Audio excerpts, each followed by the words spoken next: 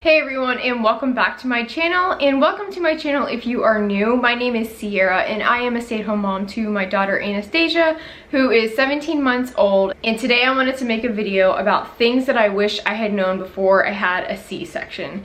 And I got the idea for this video from one of my friends here on YouTube. Her name is Erika. She made a video with things that she wished she would have known before getting a 4th-degree tear when she had her son Hugo. So I just thought everything that she shared in that video was just really interesting and informative, and even though I've never had a vaginal delivery, I am going to try for a VBAC with my second baby, which I'm pregnant with right now. I'm 15 weeks pregnant. So I just thought that video was really interesting and had some great just insight and some advice for moms that are expecting. So I decided to make my own version of this video with things that I wish I had known before I had a C-section. Now with my daughter Anastasia, I went into labor and delivery fully expecting to have just like a normal vaginal birth, but I ended up needing an emergency C-section. And I just want to go ahead and just give the disclaimer here that I'm not a medical professional, I'm not a doctor, and my experience with a C-section might be different than yours because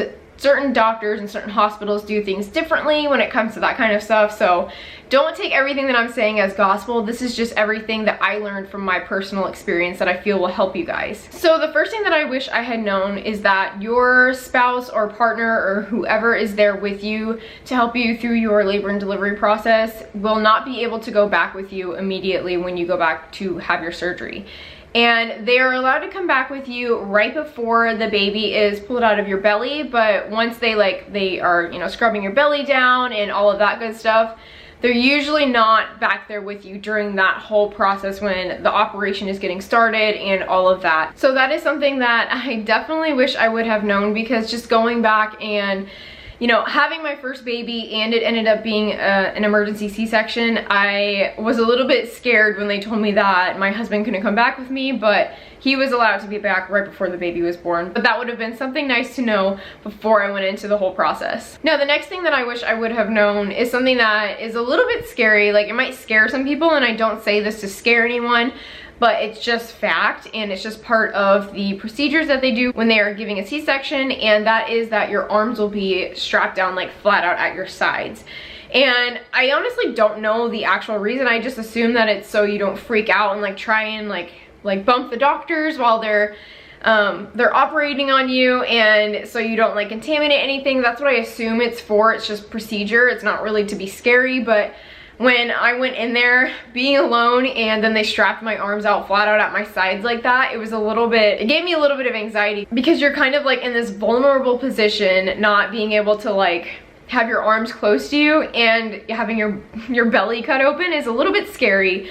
But I feel like if you know going into it that that's gonna happen, it might cause less anxiety. The next thing is that most likely your crotch area, your vaginal area will be bruised after you have a C-section, which that was something that I had no idea about, and I was shocked to see that, because it wasn't that I was bruised on my actual vaginal area. It was more just on top, your bikini area, and there was a lot of it. And I assume this is just from them doing operation. They weren't rough by any means or anything like that. I could see what the doctors were doing, but it's just part of the operation and just part of taking a baby out of your body. So you will have a lot of some scary bruising, but it's perfectly normal. The next thing that I wish I would have known is that for about a day after your C-section, you probably won't be able to get up and walk.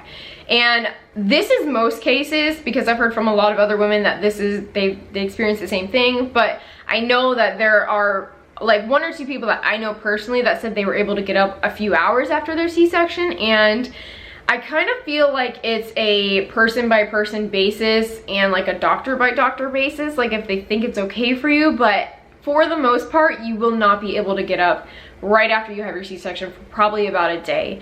And I think this is just standard procedure to keep you safe and make sure that everything is healing okay and all of that. And Another thing is that when you do go to stand up, you will 100% need help. A day after I had my C-section, I couldn't get up and walk. And then the next day when I did start to get up and walk, I needed my husband Johnny's help to get up and down out of bed every single time that I got up to walk for about 2 or 3 days. Because I think we were in the hospital for a total of about 3.5 days. So the last days that we were there, I needed his help getting up and down out of the bed. And I don't know if it's just because there's so many, like, you know, drugs pumping through your body. You also had an operation, you just had a baby. I think all of those things combined are really just what makes it hard for you to get up and down and be able to walk. And I know another fear of mine was that I felt like I was gonna rip my incision open, so that was scary as well. But that is definitely something to expect if you are going to have a C-section. Another thing that I wish I would have known is that it's gonna take you a really, really long time to recover. And it's kind of funny because when I was pregnant the first time, I didn't even really think about having a C-section that much because I just assumed I would have a vaginal delivery because that's what I wanted and what I expected and what I was preparing for. I just wasn't someone that was expecting it, and I always thought that people who had C-sections had an easier recovery just because you don't have a baby coming out of your vagina, so I just figured, you know, just having some stitches on your stomach wouldn't be quite as bad. But it is totally the opposite for most people, because I know several women in my life who have had babies recently, like over the past couple years, and within, like, I want to say a week or so, they were able to get up and walk freely around their house and just do things normally. And I'm not saying that a vaginal delivery is easy and that you feel 100% normal. I just think as far as a recovery goes, usually a vaginal delivery is a little bit easier, because when I was recovering from a C-section, I did not feel normal and like myself for I don't even know how long. I wasn't able to get up and down without help or having to move extremely slowly for probably 2 weeks. And I couldn't laugh, I couldn't cough, I had to hold my stomach every single time because it seriously felt like someone had just been punching my stomach for like hours. And I was also scared of ripping my incision open and all of that. And you also are not supposed to be driving for 6 weeks after you have a C-section as well. So I just feel like in general, it's a lot longer of a recovery process to feel like yourself again, just because the main part of your body, your core, is getting operated on. So it makes everyday life a little bit harder and it takes longer to heal from. Another thing that I wish I would have been more mentally prepared for was the fact that my stomach would never look the same again.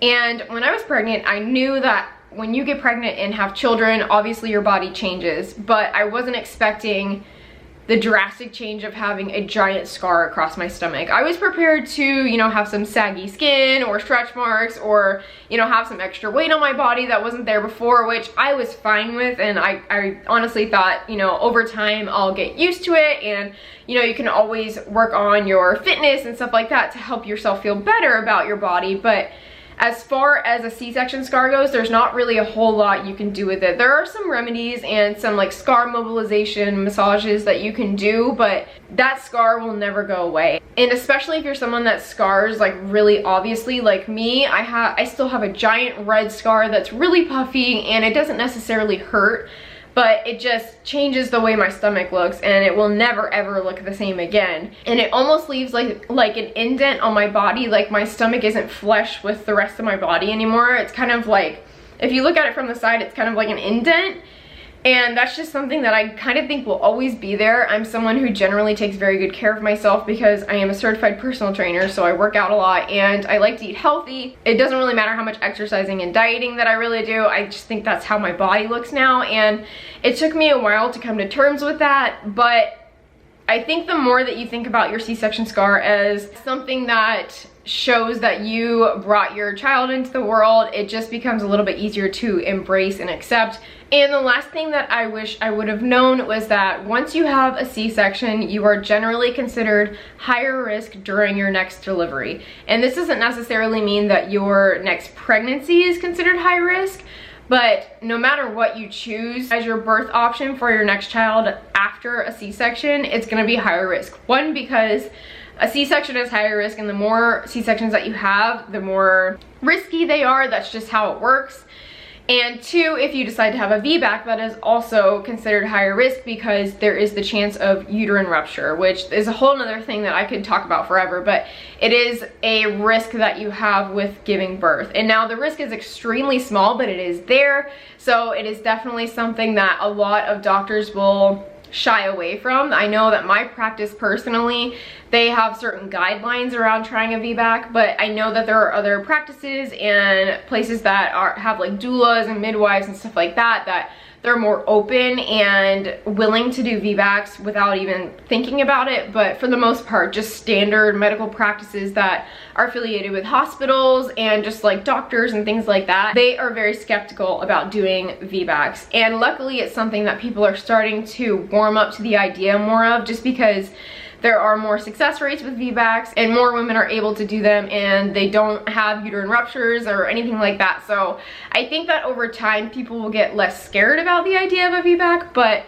regardless, at this point in time, if you have had a previous C-section, your next delivery will definitely be a higher risk delivery. So that is everything that I wish I would have known before I had my C-section. And again, this is not like by the book, this is not gospel, this is not the only things that will happen or could happen during a C-section. These are just personally the things that I wish someone would have told me before I had mine, and I feel like could help some of you guys prepare for having a C-section if that is your birth option, or if you just want to be prepared for anything that can happen, because you could very well go into your labor and delivery thinking that you're gonna have a vaginal delivery and you'll end up needing a C-section.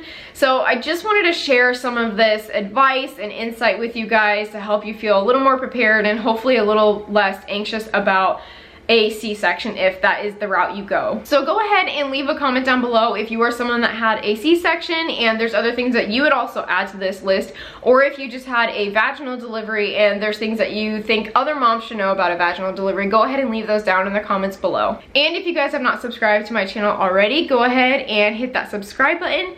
Thank you guys so much for watching, and I will see you in my next one.